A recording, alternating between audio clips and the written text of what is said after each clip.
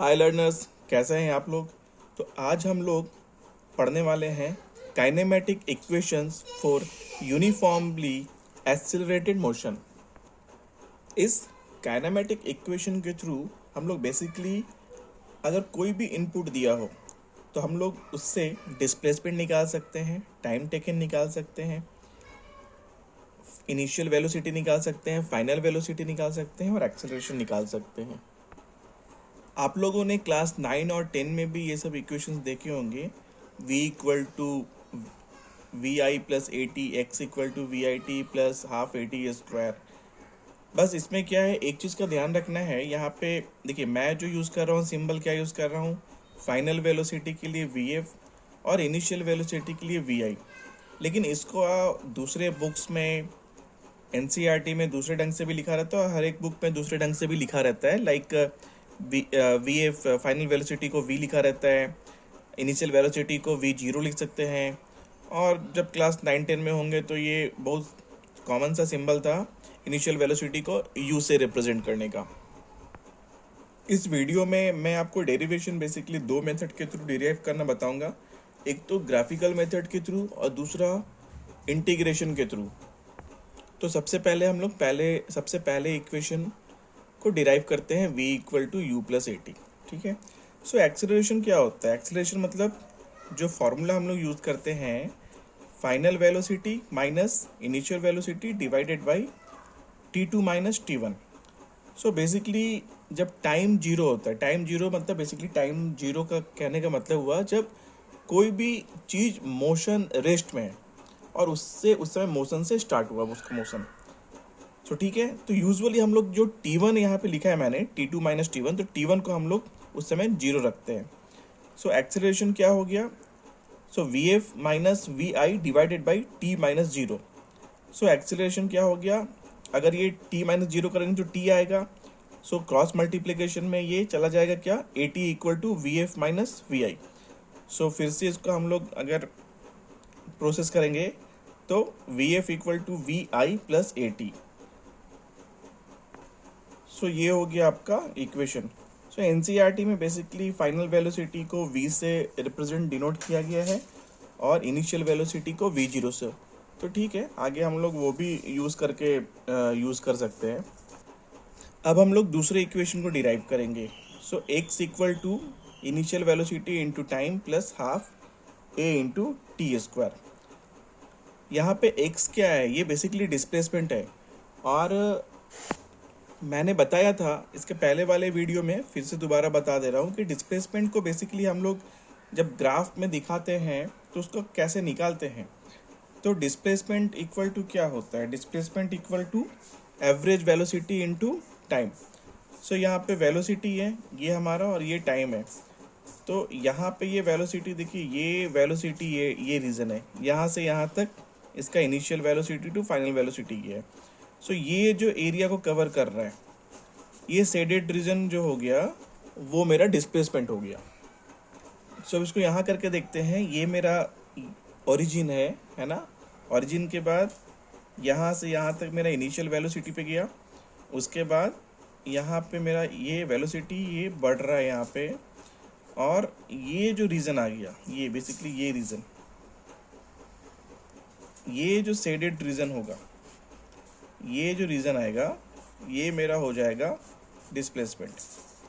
सो इसमें बेसिकली निकालने के लिए हम क्या यूज़ कर सकते हैं? देखिए, हमारे पास दो ट्रायंगल है, एक ट्रायंगल है और एक रेक्टेंगल है। तो इसके एरिया को अगर हम लोग निकाल देंगे तो वो मेरा डिस्प्लेसमेंट निकल जाएगा। इसका हम लोग वर्टिसेस जो भी है उसका नाम ये कर देते हैं। सो ये ए ले लिया हमने, इसको ओरिजिन है तो ओ है, ये डी हो गया और ये सी और ये बी। ठीक है। तो हम लोग अगर area of triangle A B C निकाल लेते हैं और area of rectangle A O D C निकाल लेते हैं तो हमारा डिस्प्लेसमेंट निकल जाएगा। सो एरिया ऑफ ट्रायंगल क्या हो जाएगा? Half into base into altitude, और एरिया ऑफ रेक्टेंगल क्या हो जाएगा? Length into breadth. तो डिस्प्लेसमेंट क्या हो गया final? Area of triangle A B C plus area of rectangle A O D C. So हम लोग क्या लिख सकते हैं? x equal to half base ये हाफ इंटू एल्टीट्यूड क्या हो गया, V F minus we I into base क्या हो गया टी, और प्लस एरिया ऑफ रेक्टेंगल को क्या कर देंगे, इनिशियल वेलोसिटी इंटू टाइम। इसको मैं ग्राफ पे भी आपको दिखा देता हूँ। सो ग्राफ में हम लोग समझते हैं, ये देखिए ये यहाँ तक क्या है, यहाँ तक वी एफ है और यहाँ तक वी आई है। इतना जो ये जो पार्ट है वो वी आई तक का है और इतना पार्ट जो है वी एफ का है। तो ये एरिया ये क्या हो जाएगा, ये हो जाएगा वी एफ माइनस वी आई, ठीक है। और ये बेस है, यहाँ तक टाइम है तो ये भी टाइम हो जाएगा। तो मेरा बेस क्या हो गया, ये टी, और मेरा एल्टीट्यूड जो हो गया 90 डिग्री पे, ये हो गया वी एफ माइनस वी आई। और यहाँ पे ये वी आई है और ये टी है, तो लेंथ इंटू ब्रेड्थ हो गया। अब मेरे ख्याल से आप लोग क्लियर हो गया होगा। सो उसी को हमने लिख दिया ऐसे। तो इसको फिर प्रोसेस करने के बाद v F minus we i equal to 80 आ जाएगा, है ना। सॉरी, सो इसके पहले वाले इक्वेशन में क्या है, इक्वेशन 1 में हम लोग को पता है कि v F minus we i equal to 80 होता है ना। तो V F minus we i की जगह हम लोग 80 भी लिख सकते हैं। तो यहाँ पे क्या हो जाएगा, हाफ, इसके बदले में ए लिख देंगे तो ए टी, तो टी स्क्वायर हो गया। तो इसको लिख सकते हैं हम लोग x equal to half a t square plus v i t. So finally हम लोग क्या लिख सकते हैं, x equal to we i t plus half a t square. So normally अगर एनसीईआरटी में दे तो ऐसे भी लिख सकते हैं इसको। एनसीईआरटी में इसको वी जीरो इनिशियल वेलोसिटी को T plus half a t square, इसको ऐसे भी लिख सकते हैं। अब हम लोग थर्ड इक्वेशन को निकालेंगे। So v square equal to v zero square plus 2x, ठीक है। So v zero initial velocity को ही कहते हैं, तो इसको हम दोनों ढंग से लिख सकते हैं, ठीक है। तो बेसिकली डिस्प्लेसमेंट क्या हो गया, एवरेज वेलोसिटी इनटू टाइम। सो हम लोग क्या लिख सकते हैं, एक्स इक्वल टू, जैसे एवरेज को हम लोग ऐसे ही लिखते हैं, ऐसे ऊपर बार लिखे ना, तो एवरेज वेलोसिटी इनटू टाइम।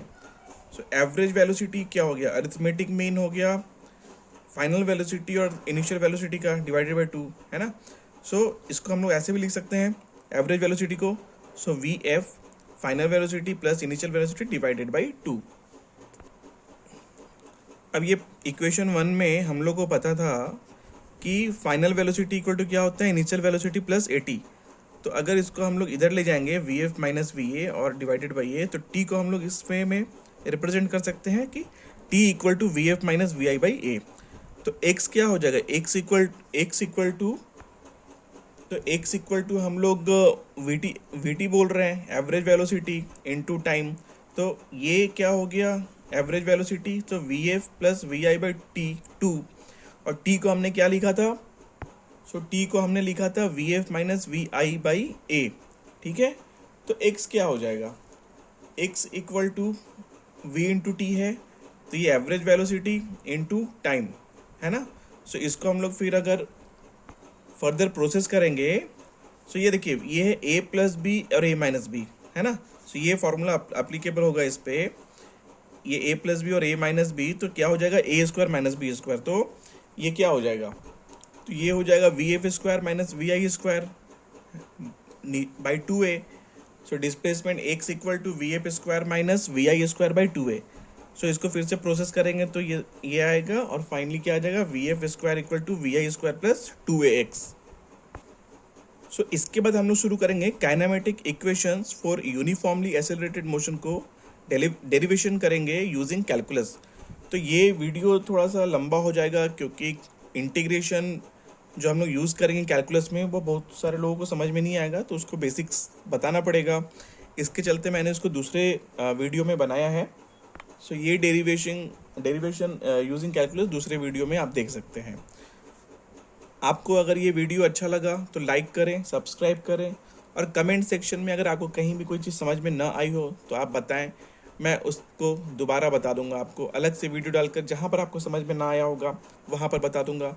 इसके अलावा जो कंसेप्ट आपको समझ में ना आ रहा हो उसके बारे में बताएं, उसका भी अलग से वीडियो बनाकर मैं डाल दूंगा। Thank you.